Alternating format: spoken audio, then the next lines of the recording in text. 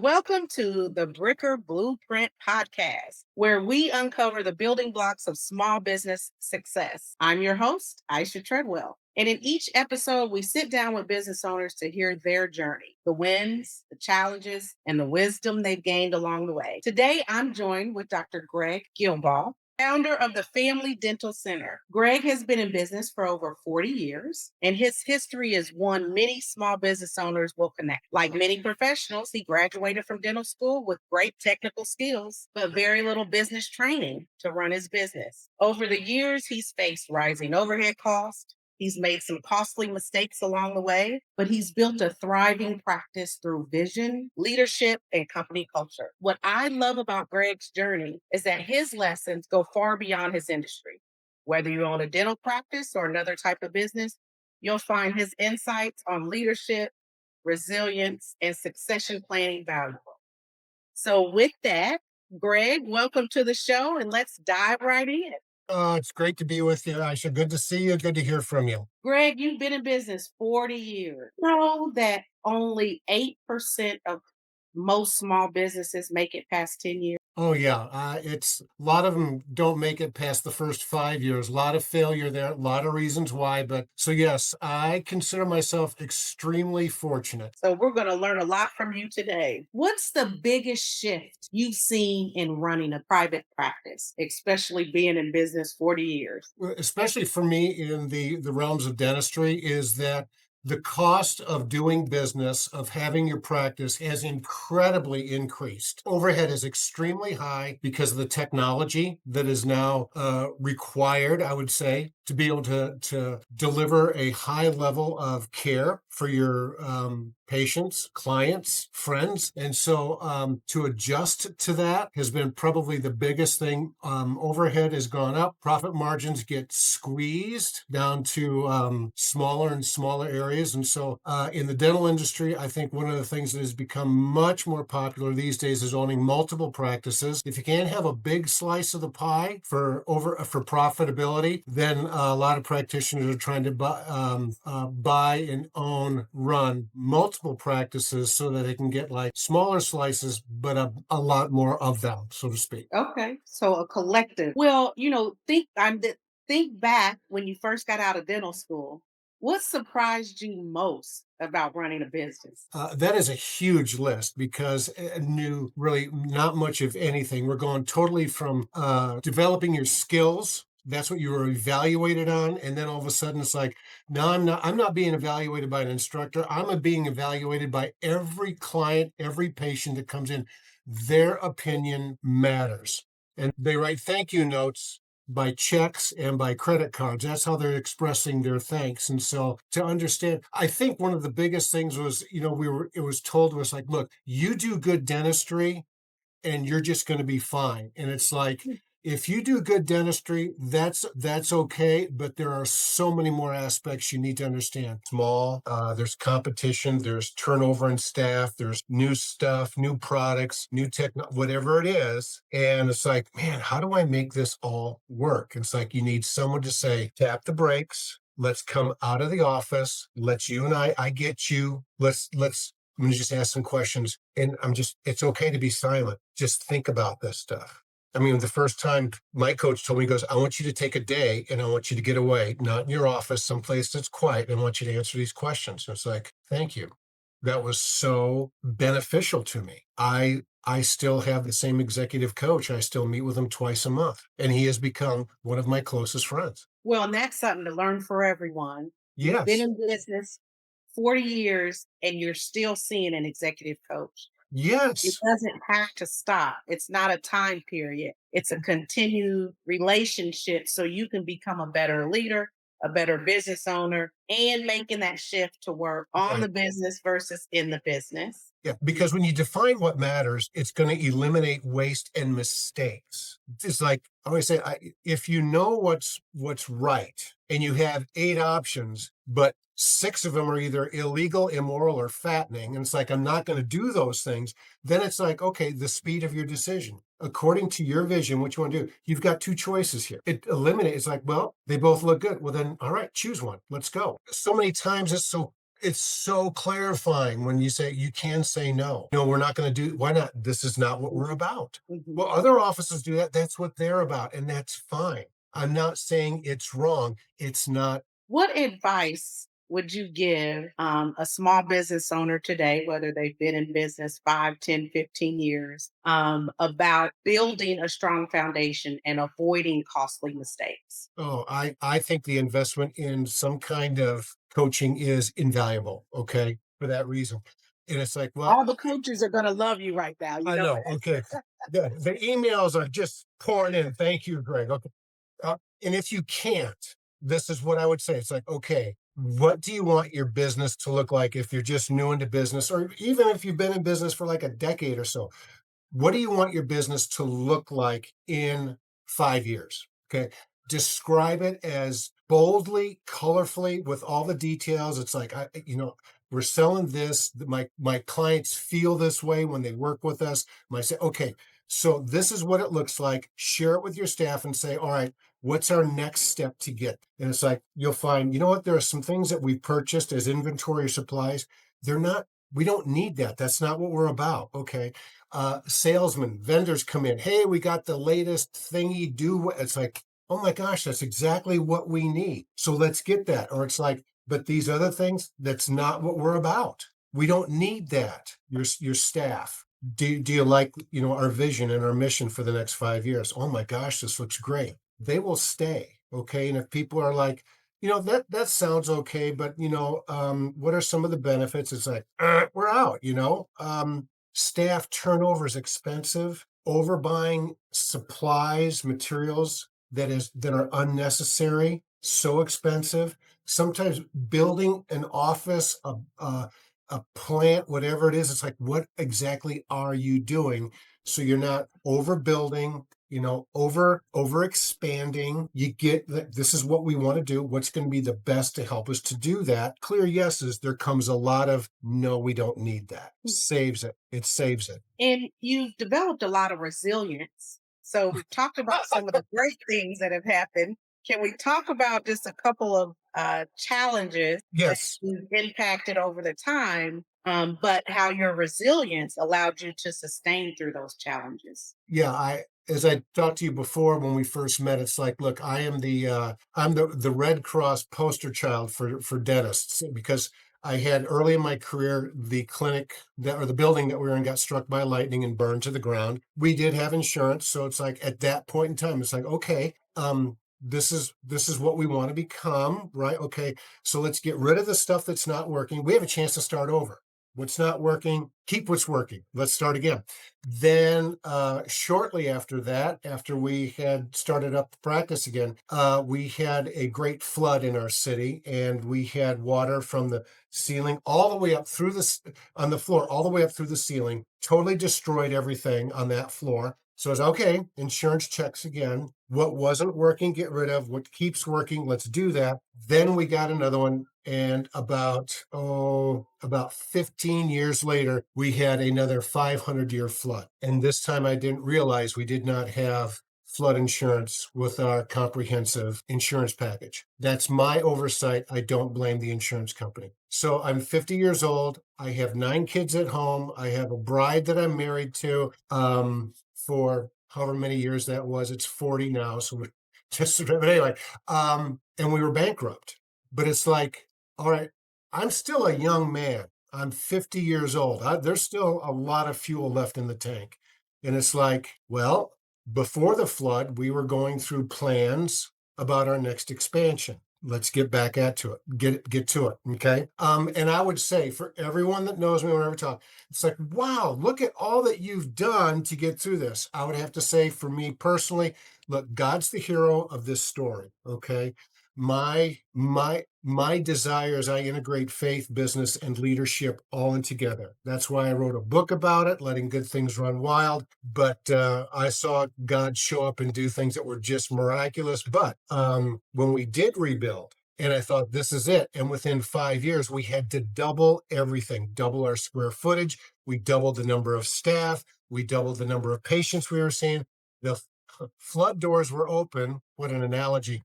And all of a sudden, we were going through massive growth. And it's like, but we still had the vision. How do we temper this? How do we direct it so it's not like all over the place? It's going here. Vision But is incredible.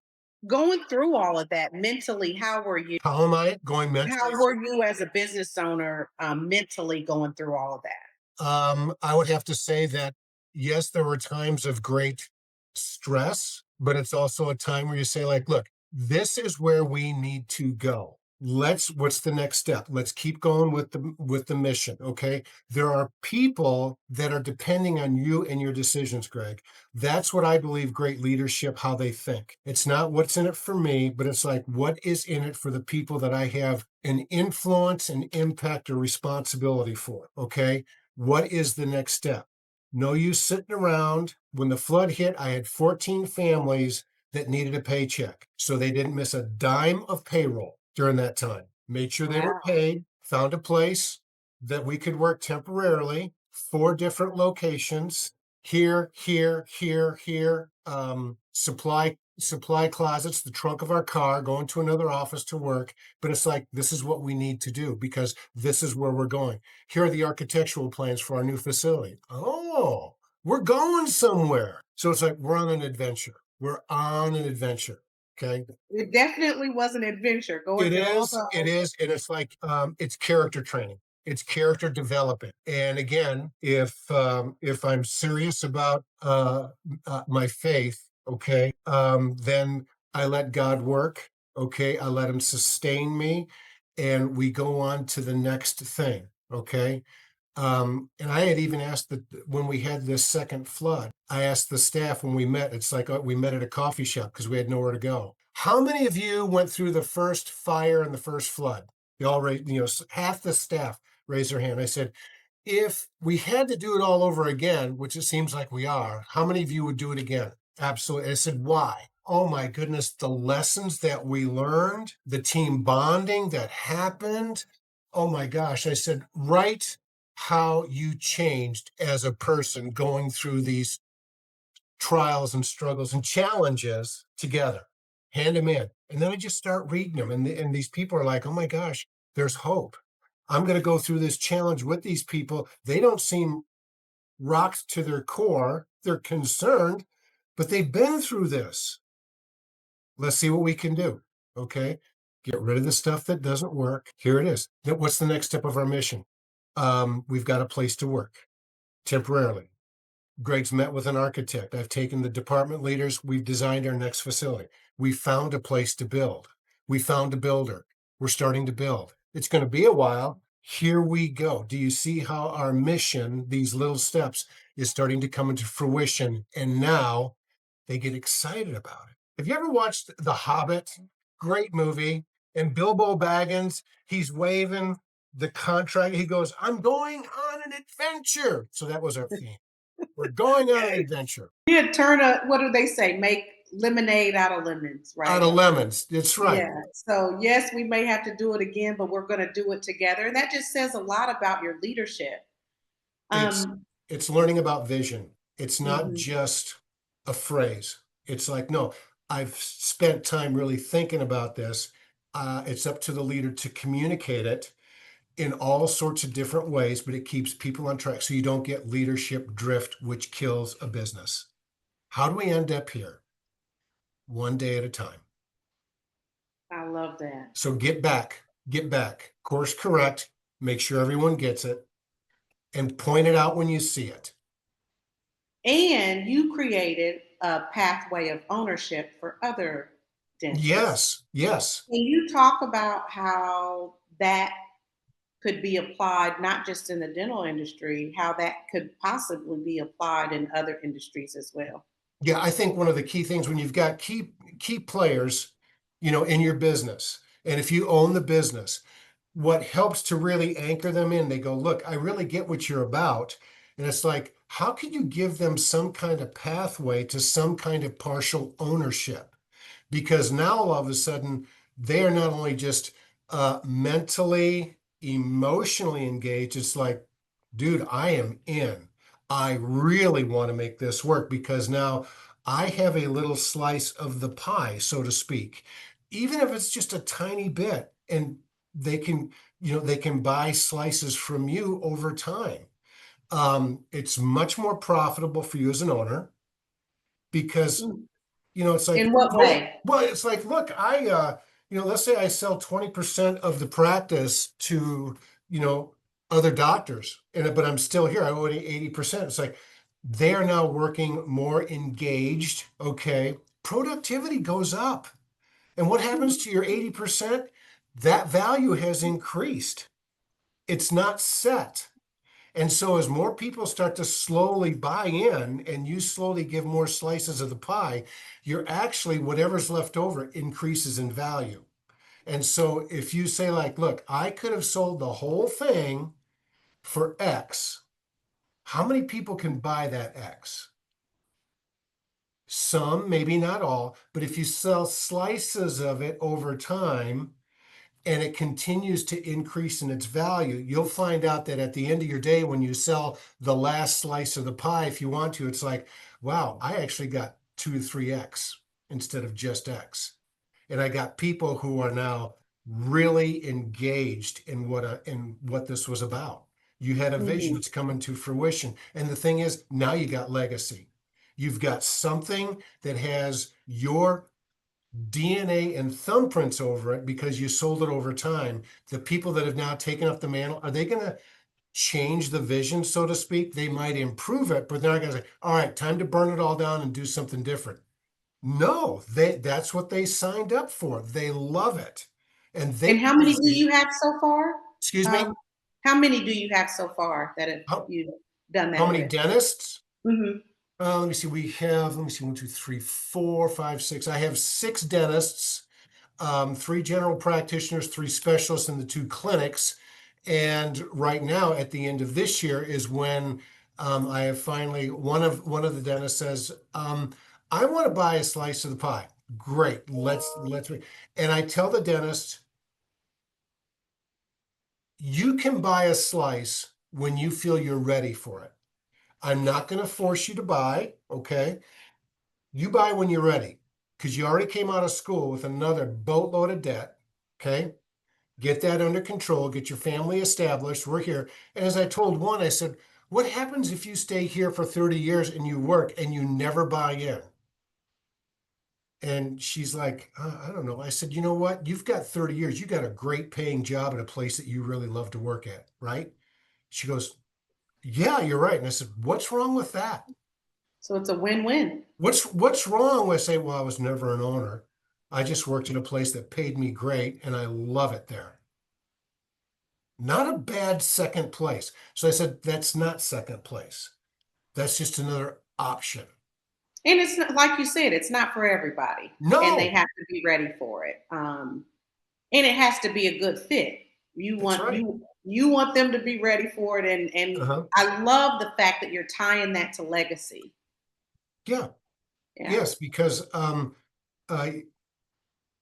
you want them to, as they're younger and they're coming in, they are starting to learn the value of things like the essential skills, vision, culture. Are we on the same page missionally and things like that? I call it the roots of the tree because when you take care of the roots of the fruit tree, that's when you start having an abundance of fruit. Okay. Mm. If you worry about all the fruit and you neglect the roots, those essential skills, all of a sudden something's going to happen to the fruit. When the fruit's not there, look to the roots.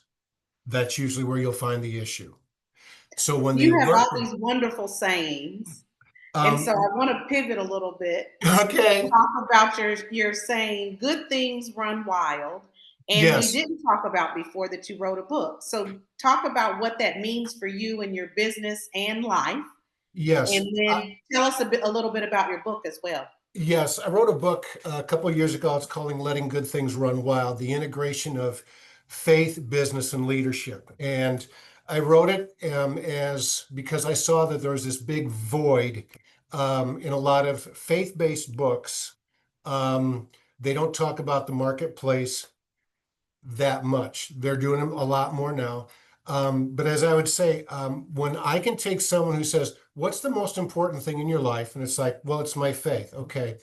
where do you spend most of your waking hours during the course of a day? It's like, it's at work. I said, what would happen if those two integrate deeply? What's going to happen? I can just guarantee this. What happens is that not only will your faith deepen, your business will get better and your leadership impact will improve. Who doesn't want that?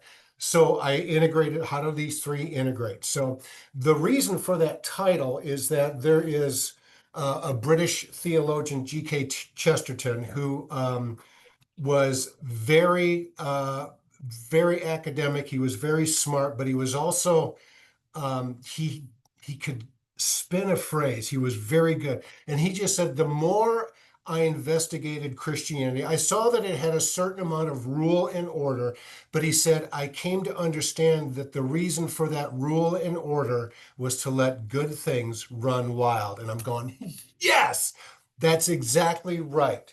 When people understand what they can and should do with a great vision, man, it's like, I always say, it's like take the hunting dog off the leash and let that dog hunt. They know what they need to do. You trust them. And it's like, it's not just let things run. It's not let things run wild because that's chaos, but it's like let good things run wild. I just love that. How good can we get? How good can you get? How can I help you become the best at where you're at? What do you need to get better? What do we need here to get better? What am I asked this, I'm at the children's clinic today, and it's like I asked them last week, if we could take one thing, what's one thing that if we would do exceedingly well would have the most profound impact on the clinic? What do you guys think? They write it down, hand them in. Okay.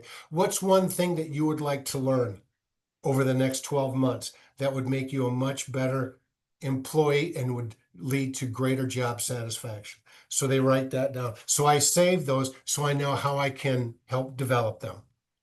But to me, that's how you let good things run wild. It's like, how good can we get?